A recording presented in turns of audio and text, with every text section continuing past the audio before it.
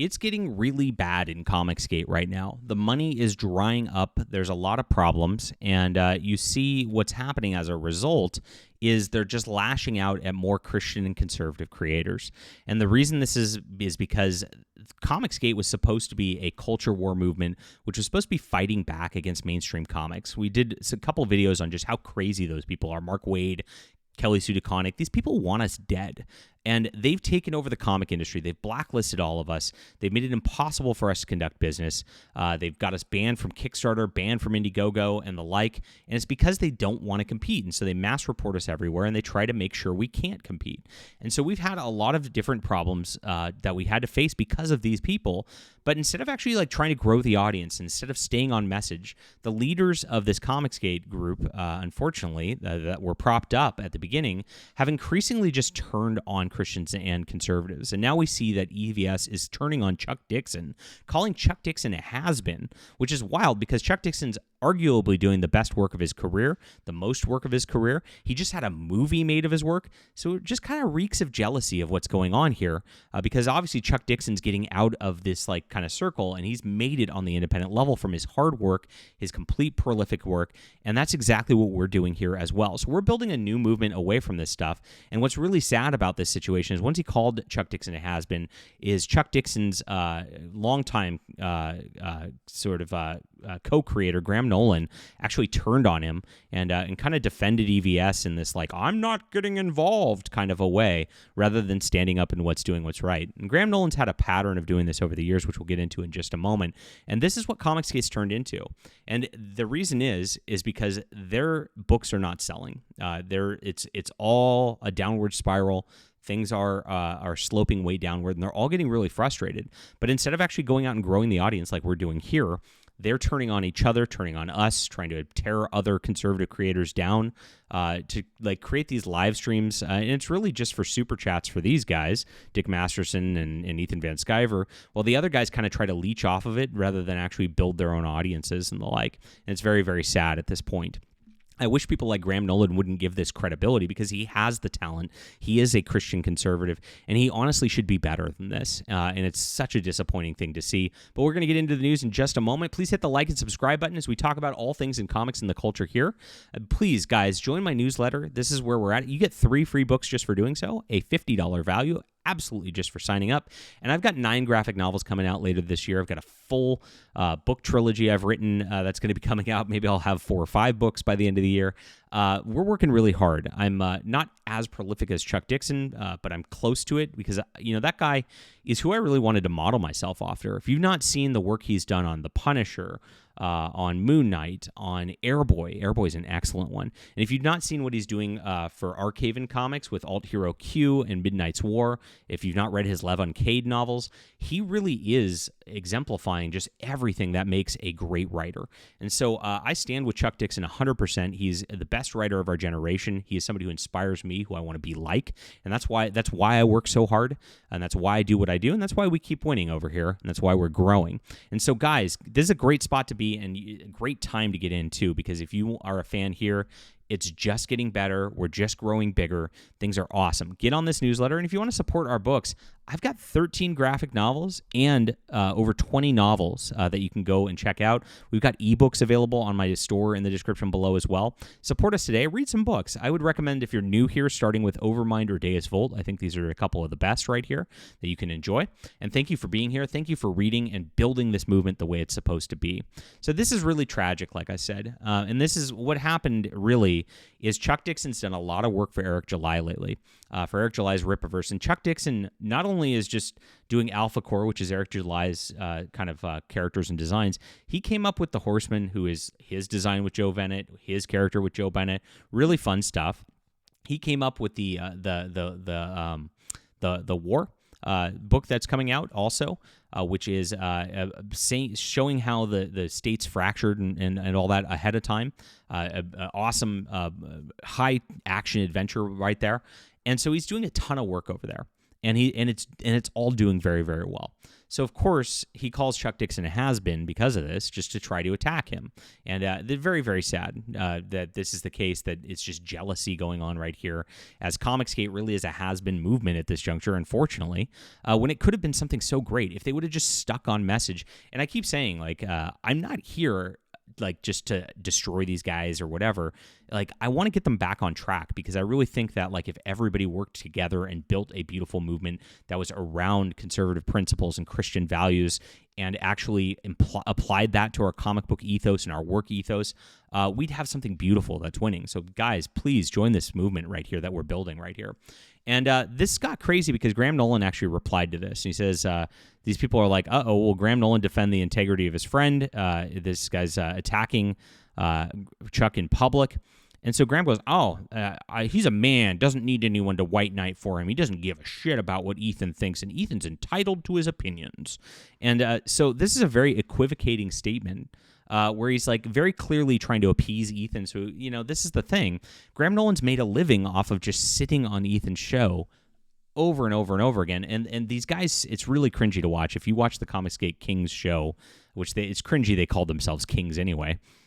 But doing so, the ComicsGate was this fan movement where it was all about building an alternative culture.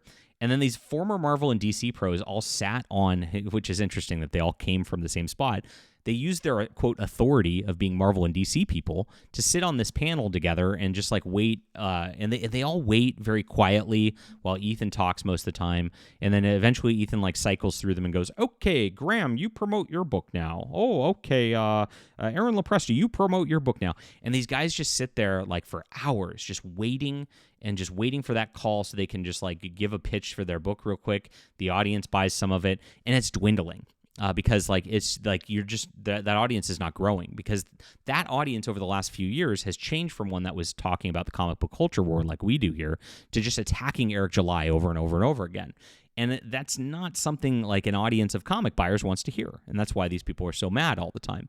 And so they're if you look, their levels of support are dwindling like crazy. And you can see that Eric July is just running laps around them all the way around. We are too. I've sold more books this year just from my web store and Amazon than literally anybody in ComicsGate. And it's pretty crazy that that's the case with such a small growing channel here, right? But we have. And so this is really sad. I tried to talk to Graham Nolan about this. Now, Graham Nolan, back in the day, I was one of the few people who would promote him, and I had a small YouTube channel, and I brought him on streams. I got him a few backers. He probably doesn't even remember, but this was back then. He tried to launch his Monster Island property back then, and it was very, very sad. And I'm like, this is Graham Nolan. This property should be a lot bigger. His original iteration of this was failing to get $25,000. He couldn't get 1,000 backers. It was very, very low on Kickstarter, and I was one of the few people who promoted him. It was nice having him on. He talked about his conservatism and the like, and it was nice. I actually hired him because of that, because I felt bad for him, and I had him do a cover for one of my graphic novels because of that. And very expensive page rates, but I did it because I'm like, you know what? I want to support conservatives in the arts, and I want to get these guys building a movement here. Now, he was totally cool. We were friends on Facebook, nice guy. And then suddenly he teams up and gets on Ethan Van Sciver's show with these other guys. Now, he did a 180, unfriended me, never spoke with me again. I asked him, hey, can you retweet my books out? Never would reply. All of a sudden, because Ethan Van Sciver had canceled me for associating with a competitor he didn't like Eric July at the time, Vox Day, and he canceled me real hard. Graham Nolan just wanted to play this game where he was going to just stay quiet and just make the money on Ethan.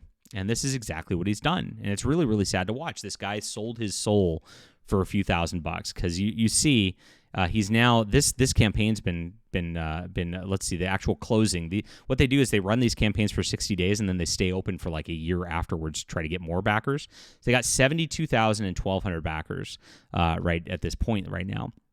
But if you look at where this has gone, you can see why they're so frustrated. Let's go to the last one, Joe Frankenstein 3. Where did this go? 1,500 backers, and the first campaign closed at nearly $100,000. So you see, he's already down, 20-30% from just this year. And he knows what's happening. The writing's on the wall on this front. So he's frustrated, and he's trying to just appease Ethan here rather than actually stand up for his friend. So I said, bro, trust me, I deal with the guilt by association all the time. It's sad because if more people stood up and said, I'm not playing that game, we could build a Christian nationalist comic movement that people deserve. There's long-term infrastructure with media that's so important. The more people that speak out and acknowledge fandom pulse, what we're doing, the game will change. And unfortunately, this is how he replied. He swore at me rather than going on this. And you see, Graham lives by guilt by association. He does. And unfortunately, this is guilt by association. Look at, couldn't handle it. I invited him on here to talk about this because I figured, you know what? I said it multiple times on the thread here that Graham is a Christian. He's a conservative. He's a real one. And unfortunately, it's not the case.